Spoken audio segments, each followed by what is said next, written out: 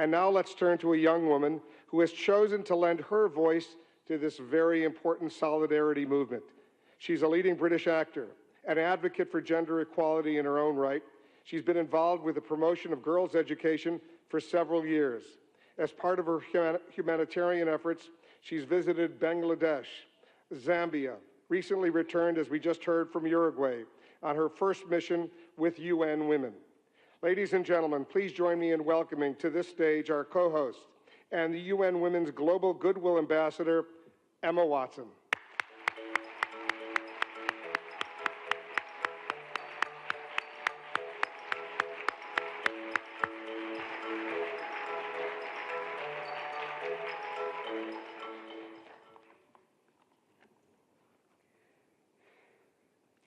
Your Excellencies, UN Secretary General, President of the General Assembly, Executive Director of UN Women, and distinguished guests. Today, we are launching a campaign called He for She. I am reaching out to you because we need your help. We want to end gender inequality, and to do this, we need everyone involved. This is the first campaign of its kind at the UN. We want to try and galvanize as many men and boys as possible to be advocates for change. And we don't just want to talk about it. We want to try and make sure that it's tangible. I was appointed as Goodwill Ambassador for UN Women 6 months ago. And the more I've spoken about feminism, the more I have realized that fighting for women's rights has too often become synonymous with man-hating. If there is one thing I know for certain, it is that this has to stop.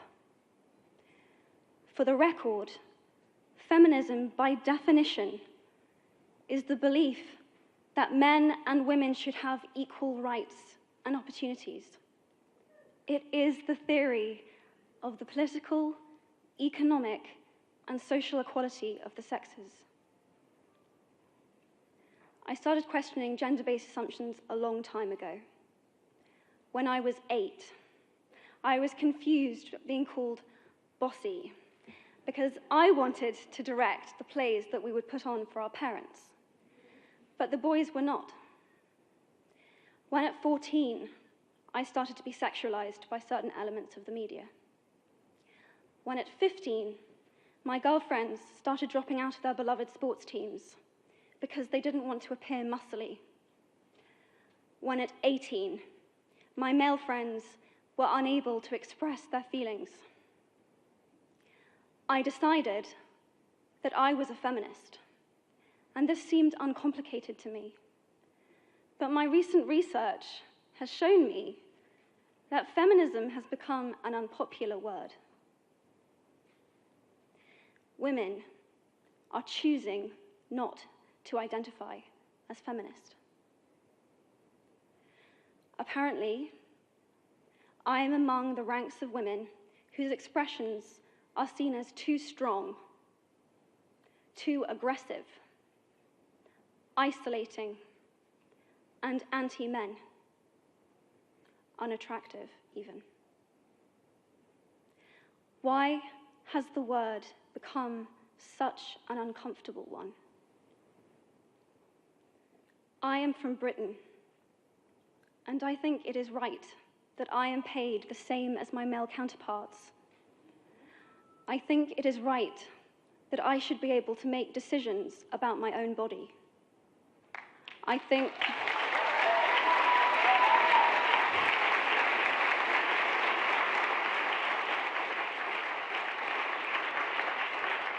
think it is right that women be involved on my behalf in the policies and the decisions that will affect my life. I think it is right that socially I am afforded the same respect as men. But sadly, I can say that there is no one country in the world where all women can expect to receive these rights. No country in the world can yet say that they have achieved gender equality. These rights I consider to be human rights, but I am one of the lucky ones. My life is a sheer privilege because my parents didn't love me less because I was born a daughter. My school did not limit me because I was a girl. My mentors didn't assume that I would go less far because I might give birth to a child one day. These influences were the gender equality ambassadors that made me who I am today. They may not know it, but they are the inadvertent feminists who are changing the world today. We need more of those. And if you still hate the word, it is not the word that is important. It's the idea and the ambition behind it. Because not all women have received the same rights that I have. In fact, statistically, very few have been. In 1997, Hillary Clinton made a famous speech in Beijing about women's rights. Sadly, many of the things that she wanted to change are still true today.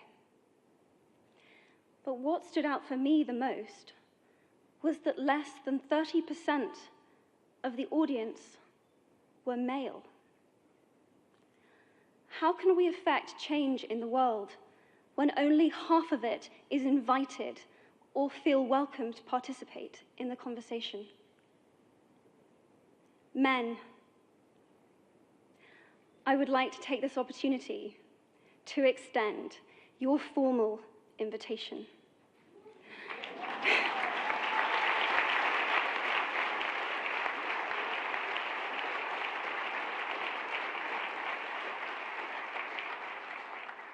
Gender equality is your issue too. Because to date, I've seen my father's role as a parent being valued less by society, despite my needing his presence as a child as much as my mother's. I've seen young men suffering from mental illness, unable to ask for help, for fear it would make them less of a man or less of a man. In fact, in the UK, suicide is the biggest killer of men between 20 to 49, eclipsing road accidents, cancer, and coronary heart disease. I've seen men made fragile and insecure by a distorted sense of what constitutes male success. Men don't have the benefits of equality either. We don't often talk about men being imprisoned by gender stereotypes, but I can see that they are, and that when they are free, things will change for women as a natural consequence. If men don't have to be aggressive in order to be accepted, women won't feel compelled to be submissive. If men don't have to control, women won't have to be controlled. Both men and women should feel free to be sensitive. Both men and women should feel free to be strong. It is time that we all perceive gender on a spectrum instead of two sets of opposing ideals.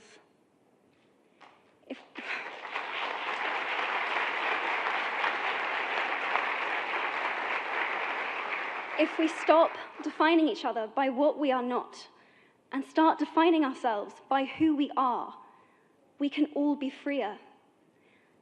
And this is what He for She is about. It's about freedom.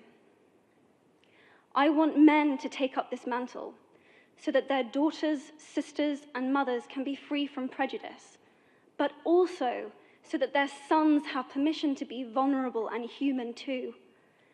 Reclaim those parts of themselves they abandoned, and in doing so, be a more true and complete version of themselves. You might be thinking, who is this Harry Potter girl? And what is she doing speaking at the UN? And it's a really good question. I've been asking myself the same thing.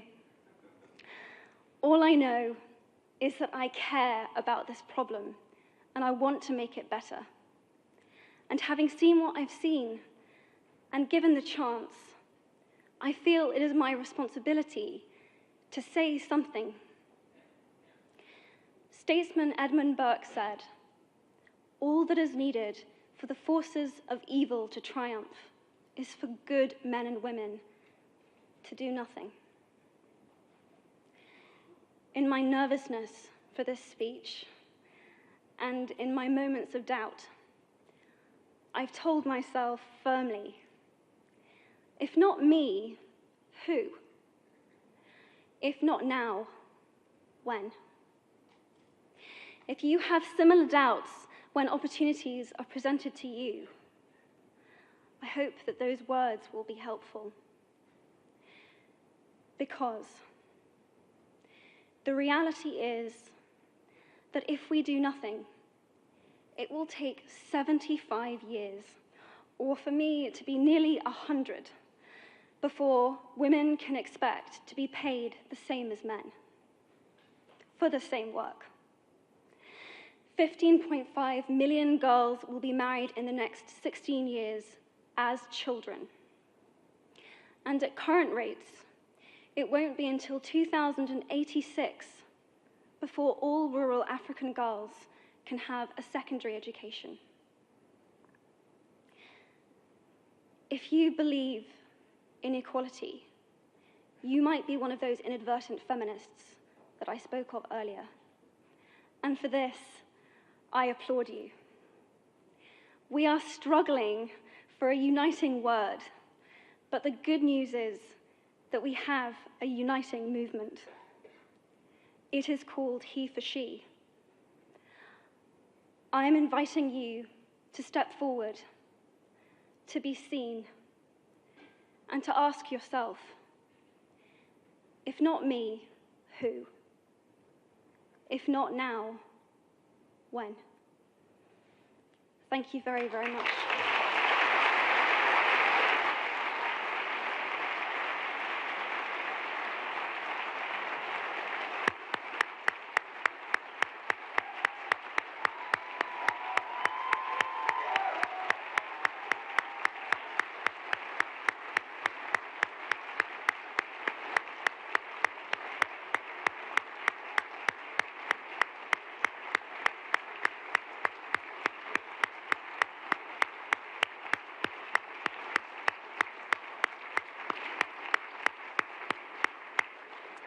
What a beautiful, beautiful speech. What a beautiful thought.